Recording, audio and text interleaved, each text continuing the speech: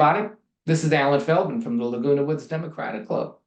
And welcome to Black in Laguna Woods. Thank you for taking the time to watch today. Today, we're really going to be talking mostly about opportunities for people. You know, how to avail yourself of opportunities, how to create opportunities, talking about people who were historically denied opportunities. And joining us for this discussion is Joan Powell. Joan is a local resident. So, I forgot to ask you, Laguna Niguel, right? Yes, I'm living in Right. Laguna Niguel.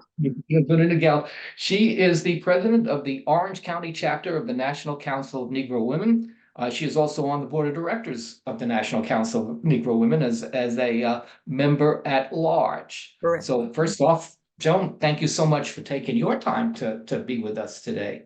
And before we start plunging into the council, what it is, what it does, and so forth, let's plunge into you for a minute, and just a little bit about your background. How did you end up here today?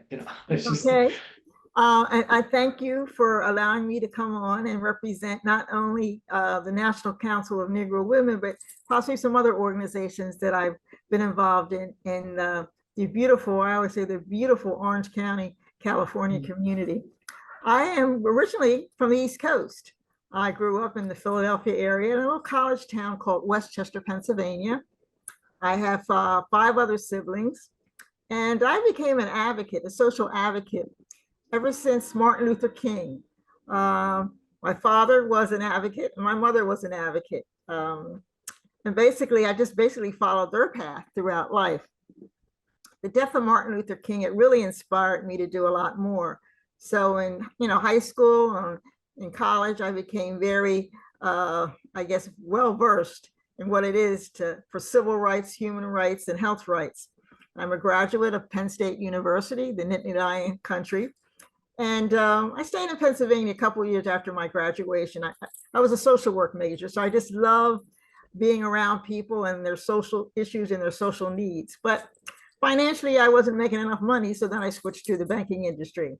So I'm going to bring you up to date. I got married. I have 2 sons. And after my parents divorced, and I'm sorry, not divorced, after my parents passed on, I said, I want to live somewhere else besides living here in the Philadelphia area. I wasn't married at the time, but right after college, I know I'm skipping around, I moved to California. I actually moved to Los Angeles.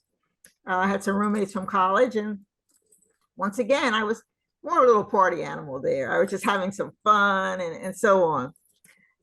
So I decided to go back to Pennsylvania and get married. And I had my 2 sons. And through the divorce, as well as the death of my parents, I said, I'm going to move back to California. I said that was one of the happiest times that I had in my life. So I did. And I didn't really know anybody at the time because my roommate had moved up to Palo Alto, California. So I said, I need to get involved in some issues. You've had plenty of years off to have party and have your family, but get back to your roots. So I had met a young lady, and she said she was a member of the National Council of Negro Women. She said, you ever heard of it before? And I said, yeah, Dorothy Height. And Mary McLeod Bethune. I said, she's been a role model over the years, Dr. Bethune, I said, and Dorothy Height. So she said, well, come to one of our meetings. And that was in 2007. And I've been involved in this organization since. I was 6 months. They said, we want you to become the secretary. And I'm like, well, I'm kind of a newbie. No. 6 months after that, I became the vice president. And 6 months after that, I became the president. And I take it as a compliment that they saw and voted for me to be involved in this organization. I didn't really know that many people from Orange County. And most of them were somewhat, I want to say, military family backgrounds or transfers from colleges and things like that. So I became the president. Since 2007, I think I've served maybe 6 years in total as president, and now going to the national board. And just to give you a little bit of information, the National Council of Negro Women, which is abbreviated like my shirt says, NCNW, was developed in 1935, founded by Dr. Mary McLeod Bethune, who was a professor who established Bethune-Cookman College in Daytona Beach, Florida. I've been there about 4 or 5 times, and I'm going to Florida at the end of the month, and I'm going back again. Something about just being on that campus inspires me. But her mission was to have organizations and affiliations to establish organization that would empower and advocate for African American women or Black women and their children and their families. And that's basically what we are. We're all about community service, empowering women, not just only in Orange County, but we're throughout the nation. So that's a little bit of history about how I got here and how I became involved with NCNW. I've just doing a little reading about the council. I see it described that they call it a quote super organization or an organization of organizations. Correct. So Correct. it seems like there's a lot of partnering, doing a lot of partnering with Oh, yes. a lot of different organizations. And am I reading it correctly? A lot of it looked like there were a lot of college, so I'm assuming they were sororities involved. Yes, we have over, our affiliates consist of the Pan-Atlantic Council, which is consumed of fraternity and sorority members. I'm also a member of the Delta Sigma Theta Sorority Incorporated of Orange County. There's churches involved, school, colleges have campus activities that connect with us. And recently, we had a meeting about 2 months ago, and there's a lot more organizations, NAACP, just to name a few, have joined us because we are empowered as a group, not just standing alone with NCNW, but as you said before, our organizations of organizations. We hear from everyone, churches and so on, which empowers us. And it really has been impactful in the African-American community. The council, I know that the council has a lot of I don't know, irons in the fire, a lot of things going on. So, what are the types of things, the types of programs, the areas where the council involves itself, and how does it involve itself in those areas? Well, the Great Write-In in Orange County is coming up next month, and we've been going there for years.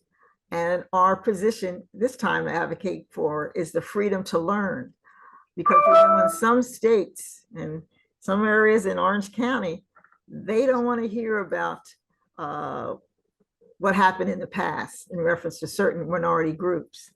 They want to ban books and classroom conversations. I remember real quickly when I was in 8th grade and we had a history class, and all they taught was slavery. And I went up to my teacher and I said, I know we've done more than slavery, because as I said, my parents were very oriented in educating us about Black history. And he said to me, I'm so sorry, Joan, but that's the curriculum, and they don't want to change the curriculum. Hopefully in years to come, they will. And they have changed. And then this situation that's happening in one of the states and is really baffling to me, because I said to myself, there's so much history in all races. Why do they seem to be focused on a certain race? So that's one thing we're advocating for. Also for voting rights. The John Lewis bill has not passed yet. Anything dealing with voting, we're pushing our community. All people need to vote. I don't care if you're Black, brown, or whatever. Give us the opportunity. And there's some issues down in the southern states and even in the northern states that cause us to pause and really advocate. Trafficking of young ladies, we're working on that also. So we do have I guess you say, we have a format that we're following. And when we speak for all of NCNW, not just Orange County, but all of Orange County. I mean, all over the United States, and fighting for women, fair wages. When it comes to the African-American women, we're not making the same as other persons in the same field. And I felt that way myself when I began working out here in the insurance industry. I would say a lot of times I'm overly qualified for some of these jobs, but yet I'm not getting equal pay. And I would confront, and of course, sometimes they would bump me up a little bit in pay, but it was a fight. It's been a constant fight. It's been a generational fight for years. And we continually to fight in all those areas, thinking that we could relax when Barack Obama became president. No. And then we had the next person that ran. I call number 45, which has somewhat set us back. So we're continuing to fight. I'm more of a peaceful fighter like Martin Luther King, but there are some moments when I really wish I could tell people how I really feel. So that's basically what NCNW. We get involved in the community. We had the Black Arts Fair and Parade a couple Saturdays ago, and we're a lot of organizations that mirror me were there, and it was just nice, embracing. And in Orange County, we're almost at 2%, but I don't even know if we're there in reference to the African American population. And most are found, in research that I've done, they started off in Santa Ana. So now, Anaheim, I think, is up there, but the area that I live here in Laguna Niguel, it's a very small percentage of African American residents. But no matter what, we're present. We have various churches here in the area, and as I said, a few restaurants. So we've made our mark here in Orange County. Yeah, it's interesting because that's tiny people of color, African American here in Laguna Woods. It's the same thing here in Laguna Woods. It's I guess I'm just guessing. I'm fairly new here, but I'm guessing it wasn't a very hospitable place to minorities in the past. But maybe that's changing somewhat. But anyway, I want to ask you about some specifics. And you mentioned voting, which to me, obviously, the Democratic Club, so we'll make a tenuous connection here. That's to me, it's our most fundamental way of participating in our government. Correct. Now, the thing here in California is California voting it couldn't be more simple or more easy for people.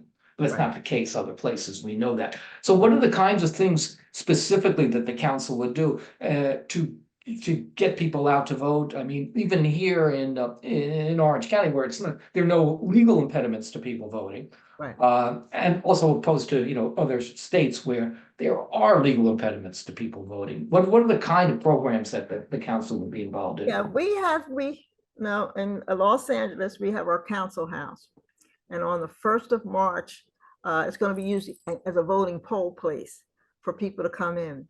Various times throughout the year, we've had different events whereby we would have voter registration. The good thing now is with the QR code. So a lot of times when people say, well, I don't have time to fill out the application. Well, here's a QR code that will hook you up with having to vote. We are planning the Northern and the Southern California NCNW sections. There's probably about 30 of us. We're going to the Capitol in Sacramento on April the 17th. And actually, we're going up on the 17th, having a training seminar, and then meeting with representatives from the Black Caucus, as well as other representatives, to talk about certain issues. We haven't narrowed it down, but my issue is reparations. There are a couple of bills in the House that we're looking into, that we want to kind of like have some sort of rapport and, find out who's for it and who's not for it, and then meet with them in hopes that it'll pass in the future. So that's a huge thing for us.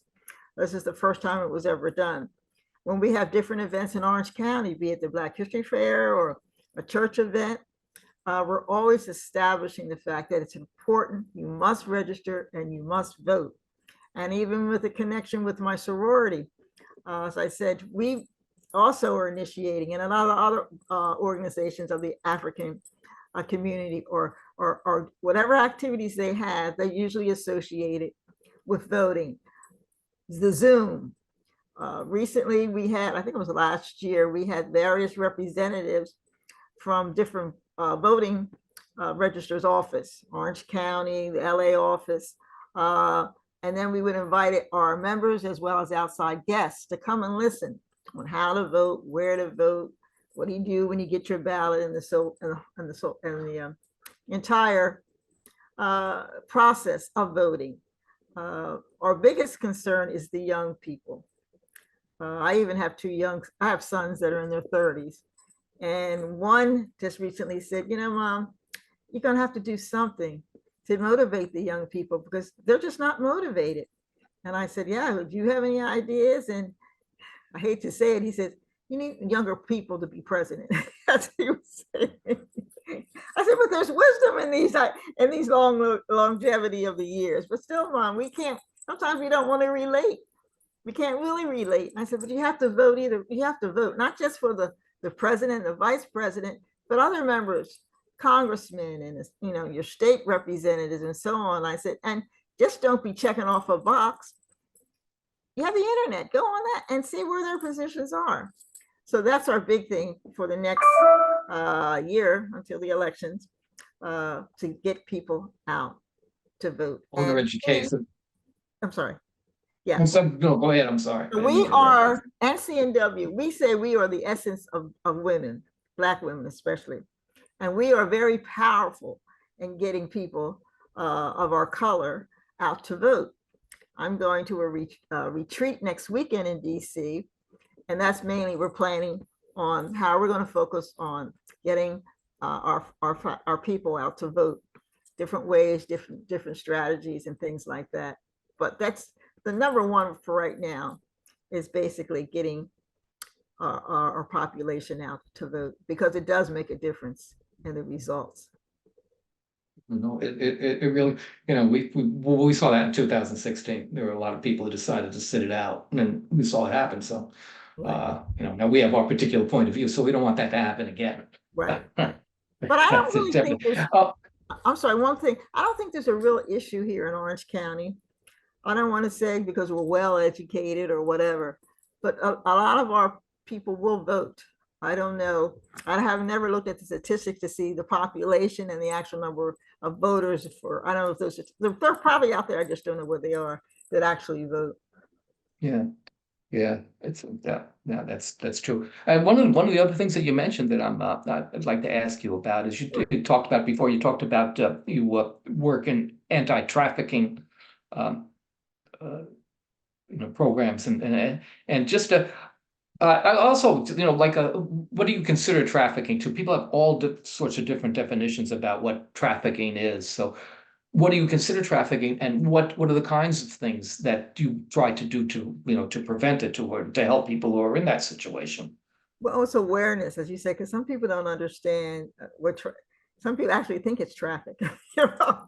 But to educate our young ladies, college students, high school students, the safety, the security that you need in your daily life. I remember as a child, one of my girlfriends was kidnapped, and fortunately they found her and she was fine. I said, even back then, I didn't really associate with it, you know, but now it's becoming more apparent that a lot of, especially in the California area, young people come here, go through the bus station and thinking like, oh, it's going to be fine. You know, somebody will come up to them and say something like, you know, you have a place to live, you just got off the bus, you know, we can help you, there's a home for girls and so on. So it's more of making them aware of what's going on. I think in the future, they're going to be working with schools. We're going to be working more with school age children, high school students, even younger. You hear so many horror stories. So it's coming to the front. Some don't want to talk about it, but it has to be coming to the front. And I know that some on my sorority, when they do the great write-in, one of their main focus will be human traffic. Don't know how to stop it at this moment because it's coming from all different directions and all different ways of them doing it. But just to educate them and make them aware of their surroundings. That's what we're at this point now with NCNW. Yes, people kind of have to use their own common sense, be aware of the situation, but use your own common sense. Right. Yeah. And there's I don't want to say tons, but there are going to be future Zoom sessions that will be established to talk about it and ask questions and things like that, and stories from young ladies that have been humanly trafficked and then are now okay, you know. And the council doesn't just work here in the United States. The Correct. council does international work also. Yes. So could you tell us a little bit about that, where else the council works and what are the type of things it does internationally? Yes, we have I should say sections in Africa and in the Caribbean. And we have what they call on our national board, we have the international director that goes overseas and meets with some of the, we don't have as many chapters, or I should say sections here in the United States. But a lot of the work, excuse me, overseas is missionary type of work. Schools, having school supplies sent over, clothing, hygiene products sent over, books are very important that we sent over. But basically, we fulfill I guess, a material need in a lot of ways. There are some organizations or some sections that have members that actually go over to those countries or to the islands and meet with the representatives that are in NCNW. And as I said, usually it's connected with some sort of mission that they're doing to support due to, I want to say poverty, but due to poverty and educational disadvantages they might have. We also, sometimes there's schools over there where we actually have sponsored for a student. It might be $600 a year, and we'll sponsor one or two children. So yeah, it's developing more and more and more that we will have a more presence in the foreign countries. As I said, most of them are Africa countries, as well as the Caribbean, the islands, and Haiti, and so on. One of the things I want to ask you about, which you kind of touched on also, which is the association with churches. It was just doing this program and listening to people. I realize the entire, we'll call it the civil rights movement, at least the modern from the 50s, 60s on here. The great importance of the churches in this struggle, which is something that was kind of in the back of my mind, but I didn't know about. So I want to talk about that for a minute, just how important are the churches and the work that you do, and in the community itself. Yes, as I said, I keep quoting Martin Luther King, Dr. Reverend Martin Luther King. There were worse people to quote. And he grew up in the church. His father and probably grandfather, his mother was the organist.